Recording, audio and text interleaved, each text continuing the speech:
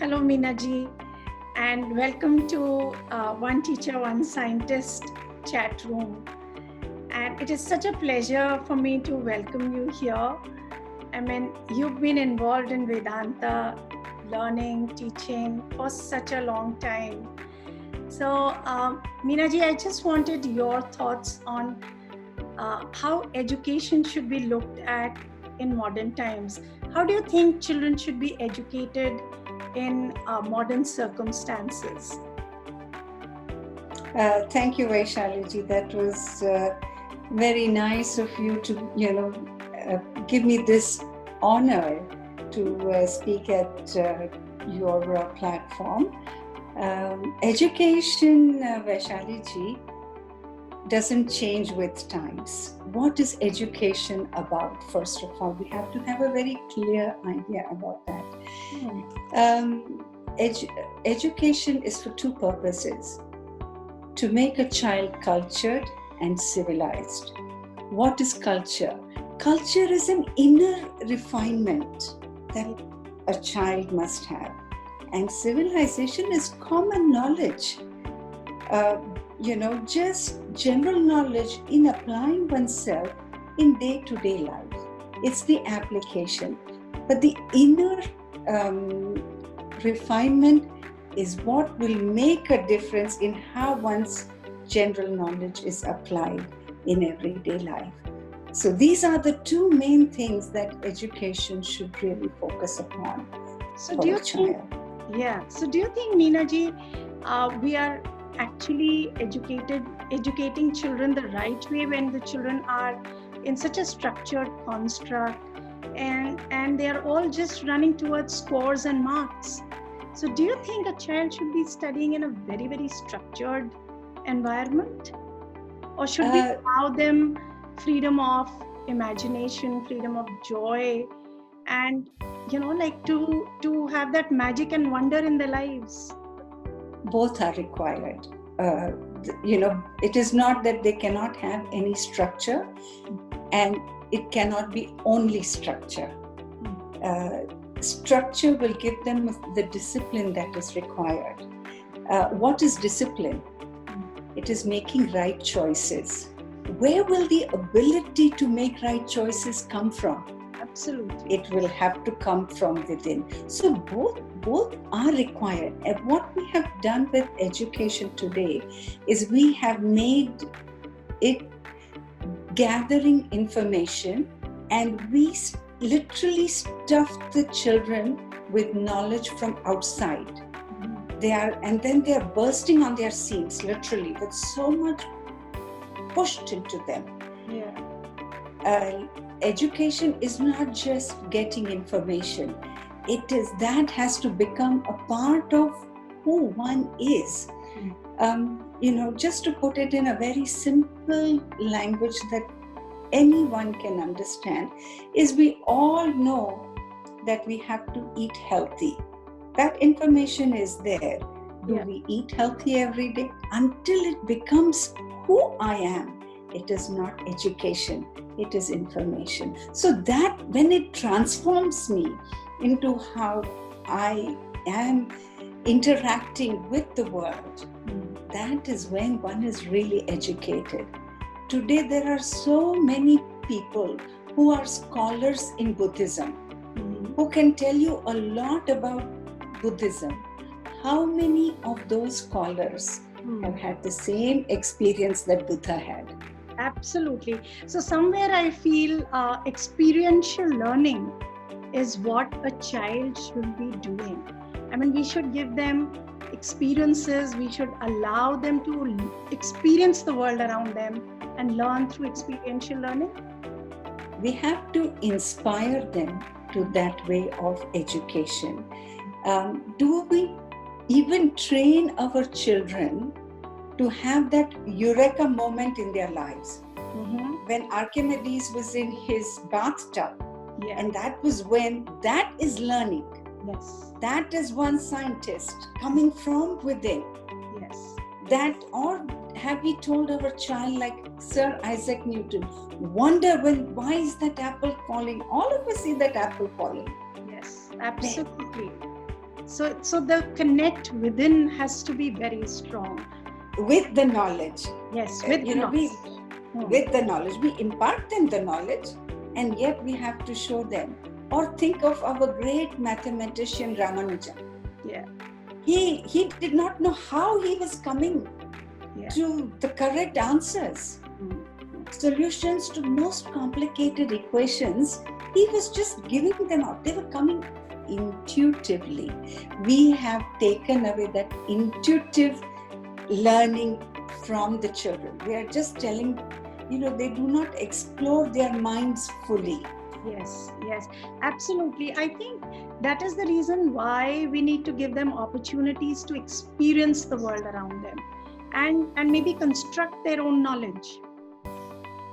What we have done, we have limited education to earning a livelihood.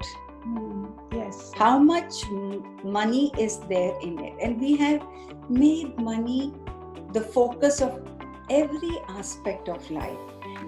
Money is, yes, important to a certain extent for survival, but it doesn't give the same magic that comes from within oneself.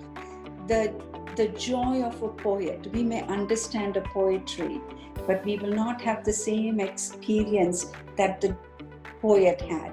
We may, we may have an appreciation of all the artwork in the world, but will we ever feel that same thing within us to bring that out? This is what our age-old system of education was. Yes, absolutely. So I think somewhere it's like, there is a race for scores, there is a race to reach the best university, and everything. I think the entire purpose of education has today become more, what kind of a career am I getting into? So it's like more, what are you going to make out of your life in terms of earnings, in terms of success. I think the definition of success has changed. But you see, what is success? How would we define success? Yes, that definition is very important. Yes. See, most of us feel that success is when we achieve a goal or an objective that we have. When we do that, we feel we have succeeded. But is the success in also choosing the goal? And how am I choosing the goal? So somewhere children need to live inspired lives. Inspiration. Yes. Exactly. And where will that source of inspiration come from? Yeah. It will come first from parents. Parents have to be inspired. What are parents thinking of today? Will my child have a wonderful life? Wonderful life means, will he have a beautiful home to live in? Will he have the most expensive cars, designer clothes? And will they be able to go to restaurants every day, evening? Totally focused externally, nothing within. Yeah. So somewhere I think that focus is also playing a major role in the way education is being imparted to children. So somewhere I think we all need a societal shift towards the aim and the purpose of education. There is, and there are so many people, so many institutions who have been doing this work. For me, of course, Chinmaya Mission, because that is, my source of inspiration, my Guru, Swamiji. So you see the work they're doing, immense work. Now today, what are we leading our child to? The child is home with the parents. What are we, taking our children to? Are we taking them to get that information? This is what will help you. This is what will get you ahead in life. Or this is how not only will you get ahead in life, but you will pull other people along with you ahead in life. Yes, absolutely. So somewhere I think we need to reinvent the focus that we are laying on. What are we focusing on needs to be calibrated somewhere. as a Yes. society, like, and the magic and wonder. Do you think every child is born with an inner magic and wonder, and we need to preserve that? All of us are born with that magic, that divine that is within us. We are all born with it. And it is reconnecting with that divine Yes. within each one of us. It is not that the divine is in you and not in me, or in me or not in me. Every single thing in creation. First of all, I have to get that vision myself as a parent. Then to have the ability to give that to my child, Yes. so that my child gets that vision. And when that child gets the children are very quick learners. Yes. They will get it immediately. It's not the children who are lacking it. It is we, the parents and grandparents, who are lacking it. And even if we dream of it for our children, it will come back to us and to the other generations. Yes. So I think, bringing back the point, I think home environment can play such a major role in a child's life. Yes. And again, the emphasis on earning and having more and more materially has changed what a home is, what a family is. People of my generation know about moms who stayed home. And I'm not in any way suggesting that moms should stay home. A parent at home, who can give full attention to the child. Who is molding our children? Our children are the most precious thing that we have. And we don't leave our jewels to others. We preserve them and keep them under lock and key, but we hand over our children to babysitters. Yes, absolutely. And I feel, these days, technology is also being used as a babysitter in many ways. And I've seen that can be a big disruption. Yes. The way and technology, if the child sits with the parent and is viewing something inspirational, that technology will become an aid. Yes. So how we use it is not the technology, it is how we use it. Absolutely. That will make the difference. I think everything is dependent totally on how we use it. At Chinmaya Mission now they have started even Shishu Vihar. Shishu Vihar is for kids 2 years to between the ages of 2 to 5. And there it is important for one parent to be with the child, because the parents will learn with the child. Oh, very nice. Absolutely. So I think this collaborative effort is so very important, that the parent and the child are learning together. And I think that stays with the child forever, because that's the bond that nobody can replace. Nobody can. You see, when do we learn? If we think about it, when do we learn? We only learn where there is love.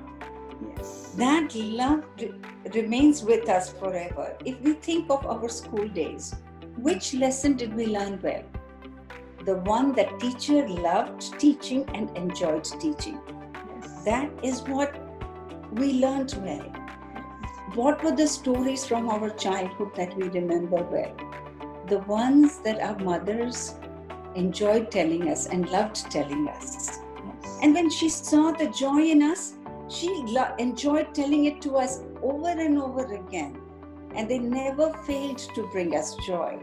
And there was that magic in that story. Where did that magic come from? Was the magic in the story? The magic that was in the mother aroused the magic in the child. Absolutely. The magic in the teacher brought the magic out in the student. That is what we have to.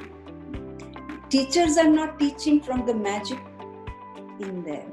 They are just, I had heard one of the Swamis at Chinmaya Mission say, make a very beautiful statement. I don't remember all the words, but he says these days education is transformation of information from the mouths of the teacher to the books of the students without going through the minds of either of them. Oh, wow. So true. I mean, this is where we need to kind of maybe make a new channel where it is coming from within and translating knowledge into wisdom. Yes, exactly. So that the child retains the magic of learning, and it comes from the parent, from the teacher, that ignites that flame in the child. Thank you so much. Thank you so much, Meena ji, for your beautiful words. And this is actually the wisdom that parents need, that educationists need, that each teacher needs, so that we can all together at least give one scientist. I mean, if I would say if every teacher gives one thinker or a one scientist to in her entire teaching career, I think she would do a brilliant job. Yes, ignite that spark in every child. If the teacher has it, it will ignite it in every child.